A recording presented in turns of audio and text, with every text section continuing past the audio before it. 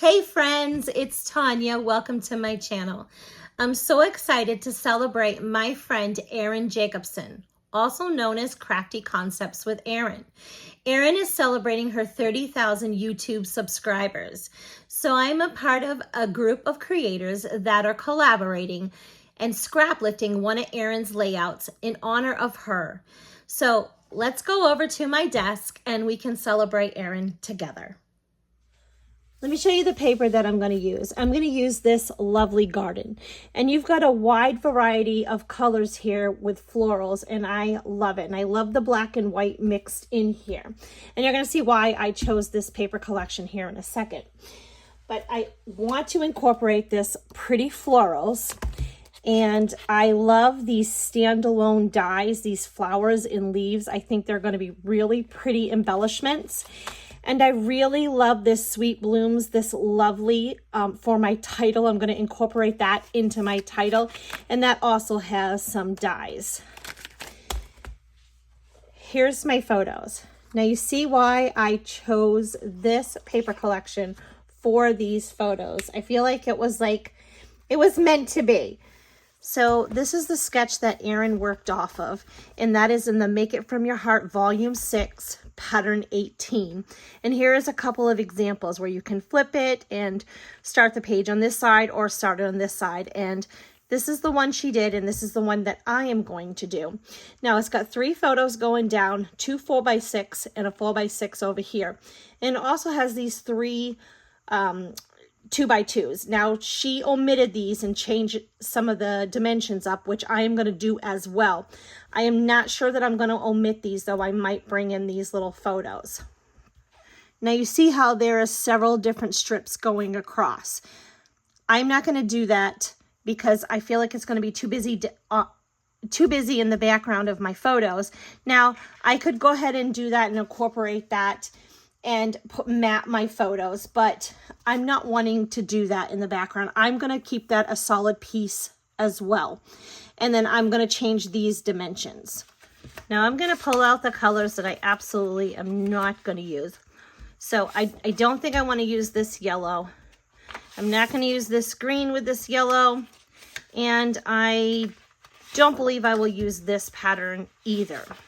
So let's just pull those right out. Now I'm going to want either this print or this print going across my bottom and my top.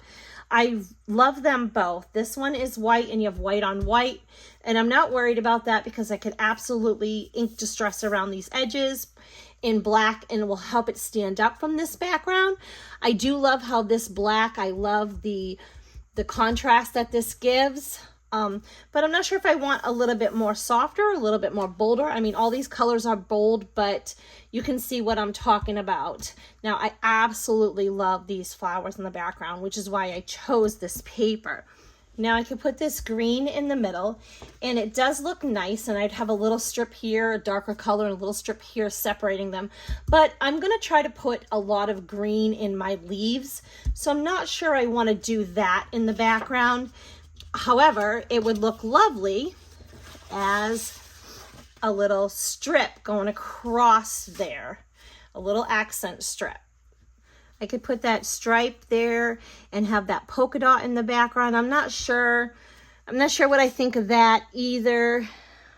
So I could then instead keep the polka dot and bring my green. All these colors are fantastic. So many choices. You know, what's appealing to your eye. So that's nice. I think I would like, if I went with the polka dot, I would like the stripe a little better, but I'm not sure I want that polka dot in the background. This seems much too busy for me. Now I'm liking that as well. I like that black separating that, the striped, I love that. I like that pink in the background. I think it complements my photos. I could switch this one out for this green right here. And that looks nice as well, but I still think I want to stick to the green in my leaves. So I probably would do the stripe on one of these. Okay, let me bring in Erin's layout that I am going to recreate, scrap lift. So this is the layout that she did, and that is that sketch that I showed you earlier with some changes. And let's look over here. So there's a couple of other photos right there. And I loved this little detail, so I'm going to go ahead and make sure that I incorporate that.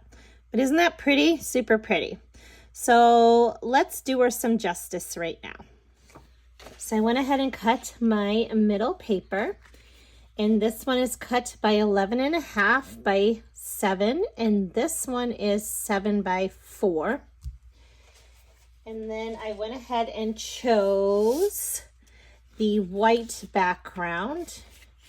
And we will go ahead and we're gonna leave about 1/2 inch all the way around my layout.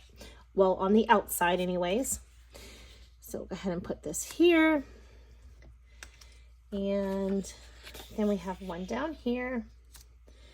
And then this one over here. And then I did cut that black, and I haven't cut that all the way. I kind of want to glue that down first. And then I'm just going to snip it right there after I glue it. But I want to do some edge distressing with black ink first. So we're going to bring in these 2 smaller pieces. Aren't those pretty colors together? I love it. So I'm going to do a little ink distressing to start with.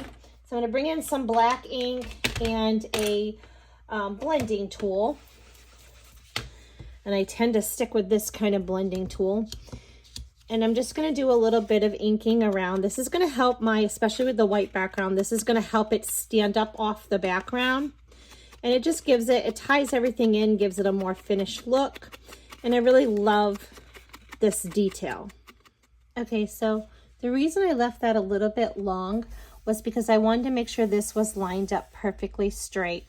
So I put this one down first, and then I did my fresh freesia, and then I went ahead and put the strip on top.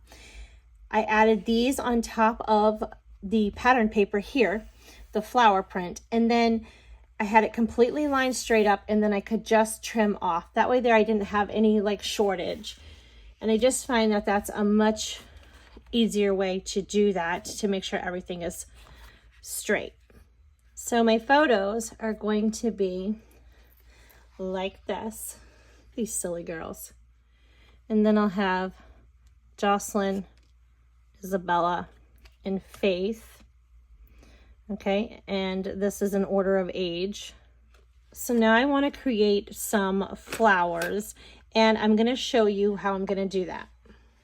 So I'm going to bring in that Pretty Florals die, and I don't have it on a magnetic sheet yet. I need to do that still. This is fairly new for me.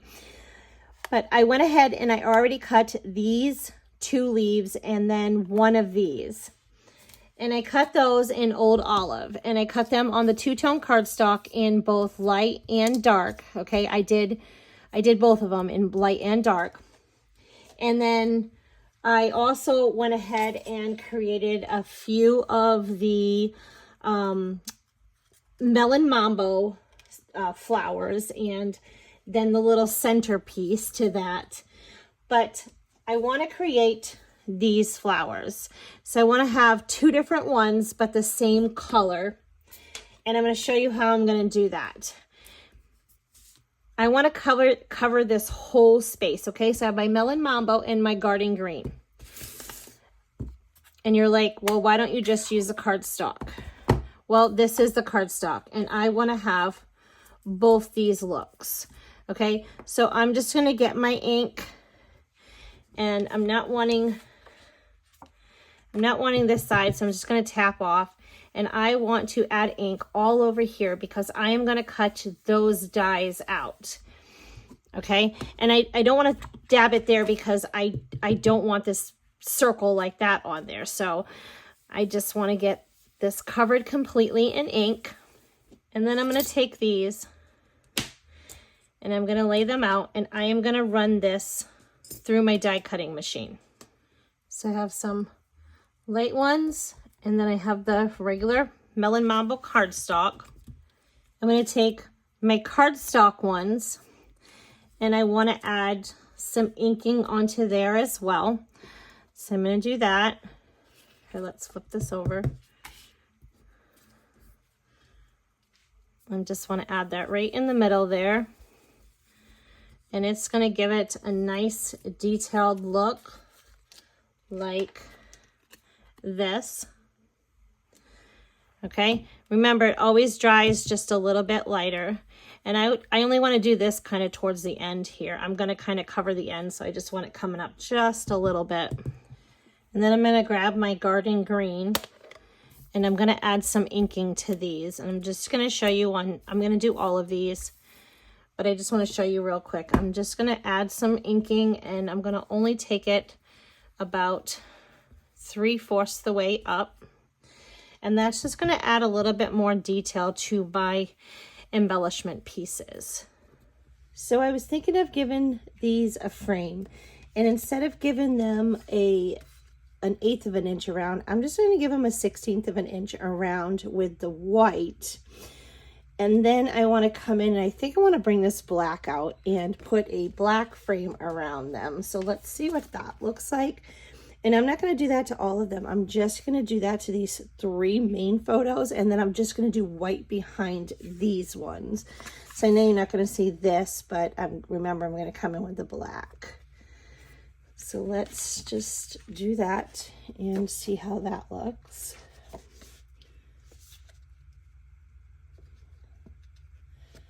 Just thought that it would give it like a classy look, and you know, since this was a pretty fancy ball, let's see. Yeah, I really like that. I think that helps the photo really pop up, and I like that. And I want my photo to be the center of my, you know, story here. So let's, you know, I want them to be the main focus. And I really like that. I think we'll scoot this over. And that look good. It really jumps up, and then that's going to make this pop up as well and kind of give it, it's going to give it more detail there. Yes, I like that. And then let's see about white frames. And these ones I kept at 1/8 of an inch since I'm not doing the black around them. I really like that. All right, so let's play with those flowers and leaves that I made. While I play with my embellishments, let me tell you about this dance. So this dance was a big deal for my girls. This was Isabella and Jocelyn's first dance they had ever been to, and only the second dance that Faith had been to. But it was a fancy masquerade ball, so they were super excited to go shopping, try on dresses, go to a seamstress, and get to stand up on the platform and be measured and pick out shoes and jewelry and find masks. It was a lot of fun. The dance was sponsored by our homeschool co-op group, and Faith got to be a part of the planning, so that was super fun for her. The girls also spent about 6 weeks taking dance lessons with a group of 9 other peers to perform the Victorian waltz at this dance. It was a special that was performed just by these kids for everyone to watch. They were pretty excited to have been chosen for that. I was a chaperone at this dance, so it was pretty exciting for me and fun for me to be able to watch them do this dance and really dance all night long. These girls did not come off the dance floor. When their feet hurt, they took their shoes off and kept going. So it was a good time for me as well. All 3 girls looked absolutely beautiful, but when Faith walked into the dance in that big, beautiful gold dress, it was like Cinderella walking into the ball and seeing Prince Charming.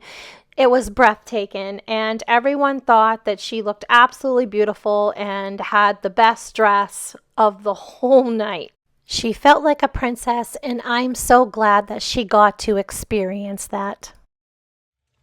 So I am going to bring in that title, and I went ahead and I created that title the same way that I made these flowers with the blending brush. So I ended up going with the black letters over the Melon Mambo. I feel like they popped a little bit more and they made this lovely standout more. And I used that Alphabet a la mode dies. I love these dies. If you have not seen these are great. So you get multiple letters of, especially like the popular letters. There's like a couple I's, E's, R's, S's, T's, you know, the letters that you use quite a bit of. So that's a look at those. And I want to bring in this Elements of Text stamp. And I love this. So I want to use these right here and bring them in around my flowers. And I'm going to do that in the Melon Mambo. And I'm also going to bring in a piece of paper because some of them I'm going to second generation or off stamp. But I'm going to show you. So I went ahead and I already printed out my journaling. And I did that on a tag. And I'm going to put that right here. So I want to kind of work my flowers and then that stamping around this, because I don't want these, I want to be able to see all the writing and I want you to see this, I want to be able to see that splattering. So I'm going to kind of lay that there. And I'm going to use both of these. So I can kind of move these out of the way. And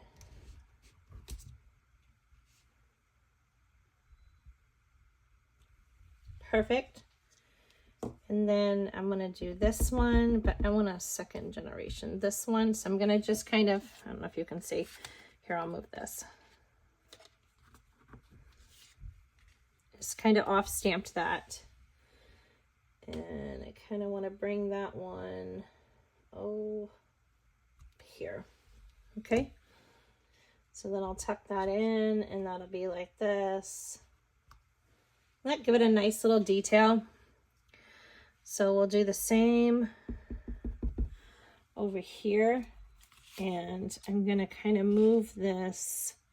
I kind of want this coming out from behind my letters. So I'll move this one here, and then bring this one in. Let's see. There.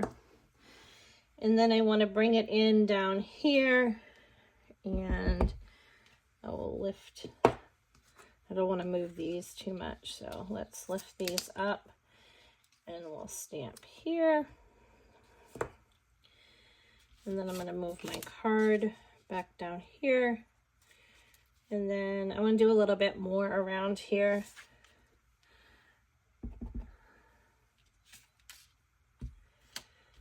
So let's go with here, there, okay. And then maybe just a little bit more going out here. So let's do that as well. And I'll use this one.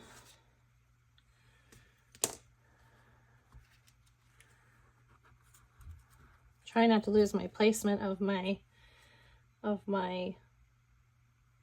flowers. Okay, I like that. And then we can go ahead and add any more if we want it around this title, like on this side.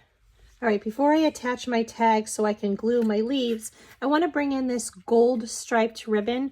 Base dress was gold and it had all these beautiful gold things on it, and I thought that this would be great little accent piece. So let's do that.